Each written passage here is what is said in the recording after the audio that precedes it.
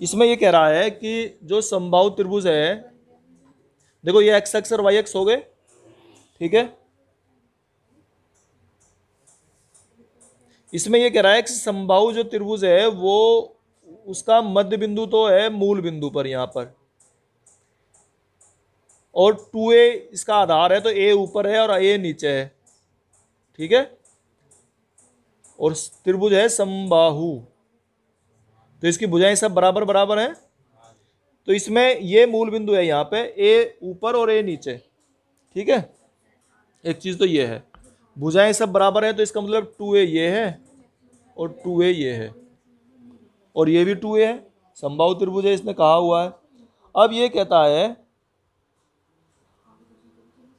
त्रिभुज के शीर्ष बताओ, शीर्ष के निर्देशांक ज्ञात करने हैं, तो यानी कि सारे निकाल दो, बताओ ये कितने होंगे, इसके निर्देशांक क्या होंगे, बता सको। ये वाई एक्स है, और वाई एक्स पर एक्स कोऑर्डिनेट क्या होता है यार, 0। वाई एक्स पे एक्स कोऑर्डिनेट तो 0, और वाई कोऑर्डिनेट यहां से यहां तक की डिस्टेंस a, तो इसके निर्देशांक निकल गए 0a, इसके 0 माइनस a, और एक्स एक्स पे वाई कोऑर्डिनेट 0, तो ये वाली डिस्टेंस जो है ना यहां से लेके यहां तक, ये चाहिए हमें, बाकी वाई कोऑर्डिनेट तो 0 है। एक्स कोऑर्डिनेट निकाल लो क्या होंगे, वो नहीं मालूम हमें, है कोई तरीका तुम्हारे पास में निकालने का भाई, बताओ कैसे निकाल सकते हैं ये वाली डिस्टेंस। अगर इसको हम a लिख लें, ये o पॉइंट है, ठीक है, ये b कह दिया हमने, ये c कह दिया, तो हमें ये o a चाहिए है, ये डिस्टेंस चाहिए हमें।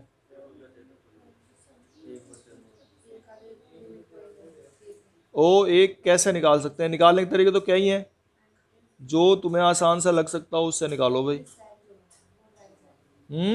देखो भाई, ये 90 डिग्री है, ये यहां से यहां तक 2a है, ये a है, तो इसके स्क्वायर में से इसका स्क्वायर घटा दो, ये निकल जाएगा। समकोण त्रिभुज पाइथागोरस प्रमेय लगाओ, तो पाइथागोरस प्रमेय लगाएंगे तो क्या थी, ओ ए निकालना है, मैं ओ ए का स्क्वायर क्या होगा,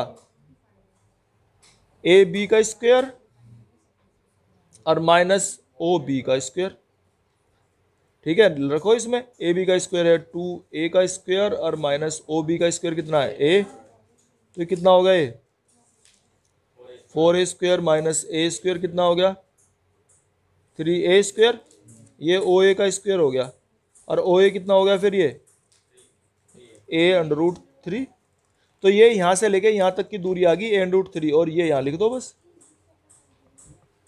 ये इसके कोऑर्डिनेट हो गए। तो सारे हमने त्रिभुज के तीनों शीर्षों के निर्देशांक निकाल दिए हैं, ऐसे निकालने।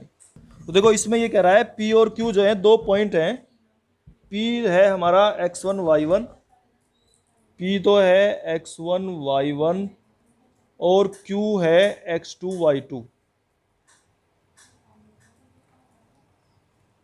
इसमें ये कहता है कि ये PQ जो है ये लाइन खींचो, ठीक है, और ये जो लाइन है PQ ये y अक्ष के समांतर है,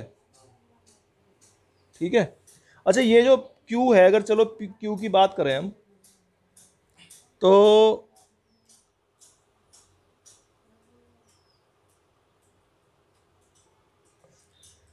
यहां से अगर देखें इसकी दूरी ये और ये क्या चीजें हैं, x2 y2 है क्या, ये x2 है और ये y2 है, यहां से यहां तक की डिस्टेंस ये y2 है। और अगर यहां बात करें तो ये हमारा कितना है भाई, x1 है और ये y1 है, ठीक है। तो इसका मतलब x2 और x1 दोनों सेम है कि नहीं है, सेम होने चाहिए, क्योंकि इसने कहा है कि y अक्ष के समांतर है। तो जब y अक्ष के समांतर ले रहे हैं तो इसका मतलब x1 x2 दोनों सेम है। अब निकालो दो बिंदुओं के बीच की दूरी का सूत्र लगाओ, ठीक है ना, लगाओ भाई। इसमें ये चीज समझने की और कुछ नहीं है। तो √x1 माइनस x2 का होल स्क्वायर और प्लस y1 माइनस y2 का होल स्क्वायर, ठीक है। अब x1 x2 तो हम कह रहे हैं सेम है, तो ये कितना आ गया 0, इनका डिफरेंस तो 0 ना आ गया है। और ये कितना बचेगा फिर y1 माइनस y2 का होल स्क्वायर। और ये जब जीरो है तो इसे हटाओ जीरो को, तो यही बचा रह गया बस। ठीक है, और इसका स्क्वायर अंडर रूट से कैंसिल हो जाएगा, कितना जाएगा y1 माइनस y2। ये आ गया पी क्यू का मान। एक मैंने कर दिया, दूसरा तुम करो इसका। क्वेश्चन में कहता है एक्स अक्ष पर बिंदु है जो 7, 6 और 3, 4 बिंदुओं से समान दूरी पर है। 7, 6 और कौन सा 3, 4, और एक्स अक्ष पे निकालना है। 7, 6 और 3, 4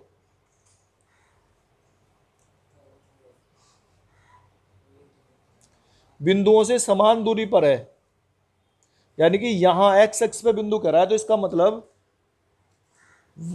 एक्स अक्ष पर वाई कोऑर्डिनेट जीरो होते हैं, ये याद रखो। जैसे अभी हम कर रहे थे उस पहले क्वेश्चन में वाई अक्ष पर एक्स कोऑर्डिनेट जीरो, दूसरे क्वेश्चन में करा था हमने ये। वाई अक्ष पर तो एक्स कोऑर्डिनेट जीरो होता है और एक्स अक्ष पर वाई कोऑर्डिनेट जीरो होता है। ठीक है ना। अब इसमें एक्स ज्ञात करना है हमें केवल, वाई तो जीरो ही है। ठीक है ना।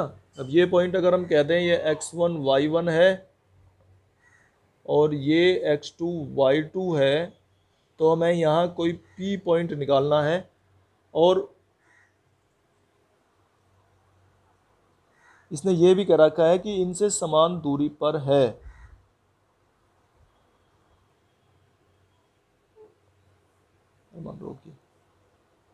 इसमें p बिंदु को है ना, p बिंदु को इस तरह से लेंगे, ये x और 0, क्योंकि y ये x अक्ष पे y कोऑर्डिनेट 0। ठीक है ना। अब ये कह रहा है कि ये दूरी समान दूरी पे है, यानी कि AP और इक्वल टू BP के है, ऐसे कह रहा है ये। AP और BP दोनों इक्वल हैं, तो ठीक है, AP और BP दोनों निकाल कर रखो, तो रखो, इसे सोल्व करो बस। A और P के बीच की दूरी कैसे निकालोगे? हाँ, अंडर रूट x माइनस 3 का स्क्वायर और प्लस, ठीक है, और ऐसी इधर BP निकाल लो, x माइनस 7 का होल स्क्वायर और 0 माइनस 6 का होल स्क्वायर। ठीक है, दोनों तरफ का स्क्वायर करो तो अंडर रूट हट जाएंगे। ठीक है ना, स्क्वेयरिंग बोथ द साइड लिखेंगे इसे, स्क्वेयरिंग बोथ द साइड्स। जब स्क्वेयर करेंगे तो स्क्वेयर अंडर रूट हट जाएंगे। अब इनका स्क्वायर खोल के भी रख लो, x माइनस 3 का होल स्क्वायर खोलो, कितना होगा x स्क्वायर प्लस 9 और माइनस 6x और प्लस 16। ठीक है, इधर भी खोलो इसे, x square plus 49 minus 14x और प्लस 36। ठीक है, अब x स्क्वायर से x स्क्वायर कैंसिल, ये उठा के इधर ले आओ, माइनस 14x को इधर ले आए तो प्लस 14x हो गया और माइनस 6x, और बाकी जो संख्याएं हैं उनको इधर ले जाओ सबको, 16 और 9 25, और ये 36 और 49 85, और माइनस के 25, कितना बचेगा 60, और इसमें से घट के कितना बचेगा 8, और 8 इसके बटे में ले जाओ, तो x का मान कितना आ जाएगा 60/8। कितना हो गया ये बताओ, 4 दूनी 8, 4 से आ गया 15/2, कितना आ जाएगा, ये आ गया 15/2। तो ये कह रहा है इसकी ढाल निकालनी है, यानी कि m का मान निकालना है। ठीक है, कई बार पढ़ो इसको। जो मूल बिंदु, तो ढाल का हमने फॉर्मूला पढ़ा है, दो बिंदुओं से होकर जाने वाली रेखा की प्रवणता कैसे निकालते हैं, ढाल कैसे निकालते हैं। अब ये कह रहा है इनको मिलाने वाली रेखा को, ठीक है ना, इनके ये जो रेखा मिल रही है इसके मध्य बिंदु को काटती है, तो पता नहीं ये रेखा ये ऐसे भी नहीं हो सकती, ऐसे भी तो हो सकती है। ठीक है ना, ऐसे भी हो सकती है, ये इसको काट के जा रही है, तो ये समझ जाओगे ना तो फिर क्वेश्चन आसान लगेंगे। तो ये रेखा जो है इसकी ढाल निकालनी है हमें। अब एक तो बिंदु इसका पता है 0 0, और दूसरा जो बिंदु है वो मध्य बिंदु है, यहाँ का बिंदु है मध्य बिंदु। अब मध्य बिंदु निकाल लो, मान लिया ये पॉइंट तो हमारा A है और ये B है। ठीक है, और इसे ये O कह दो और ये कह दो P। अब P मध्य बिंदु के निशांक निकाल लो, ठीक है ना। मध्य बिंदु के निर्देशांक कैसे निकालते हैं बताओ। हाँ, तो x1 8 प्लस 0 बटे 2 और 0 माइनस 4 बटे 2 कितना हो गया ये तो 4 हो गया और ये -2 हो गया। ये निकल आए, ये इस बिंदु P के निर्देशांक निकल आए हैं हमारे 4 - 2। समझ में आ रहा है भाई, क्लियर है। अच्छा, अब और क्या कह रहा है कि ये जो रेखा में निकालनी है ये वाली, इसका कुछ नाम रख लो, MN कह दो, रेखा ये MN है, इसकी प्रवणता निकालनी है। इसकी ढाल और प्रवणता एक ही बात है, इसकी प्रवणता निकालनी है। अब इस पे दो बिंदु हमें मालूम होने चाहिए। अब दो बिंदु मालूम है, 0 0 है और 4 - 2 है, तो प्रवणता निकाल दो। MN रेखा की प्रवणता या ढाल, जैसे ढाल पूछा है तो ढाल लिख लो, ठीक है। तो फॉर्मूला क्या था, y2 है ना। फॉर्मूला चाहे तो पहले फॉर्मूला लिखना चाहिए वैसे हमें, अपॉन x2 - x1। तो y2 - y1 कितना हो गया, -2 - 0 और बटे में 4 - 0, ठीक है ना। तो कितने आगे निकल के -2/4 और कितना हो गया -1/2। तो ये निकल आया हमारा m का मान, ढाल। तो इसमें कह रहा है क्वेश्चन 6 में ये कहता है कि पाइथागोरस प्रमेय नहीं लगानी। क्या थी पाइथागोरस प्रमेय, बताओ जरा, पाइथागोरस प्रमेय क्या थी। हाँ, तो ये कह रहा है इसमें कि पाइथागोरस प्रमेय तो लगानी ही नहीं है और सिद्ध करना है कि एक समकोण त्रिभुज के शीर्ष है, और ये शीर्ष इसने दिए हुए हैं 4 4 3 5 और -1 -1, कि ये एक समकोण त्रिभुज के शीर्ष हैं। कैसे सिद्ध करोगे बताओ। क्षेत्रफल समकोण त्रिभुज का कुछ अलग थोड़ी हो, कैसे सिद्ध करोगे कि ये समकोण त्रिभुज है, बताओ।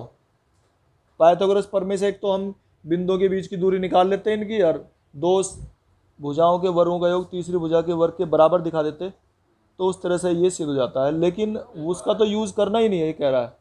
तो इसका तरीका क्या है, फिर हम क्या करेंगे, इसमें प्रवणता निकालो इनकी, ठीक है ना। इनके नाम चाहे ऐसा रख लो, ABC है, ये सारी रेखाओं की प्रवणता निकालो, ठीक है। जैसे हम इसकी प्रवणता कह रहे हैं M1 है, इसकी प्रवणता कह देते हैं M2 है, इसकी प्रवणता कह देते हैं M3 है।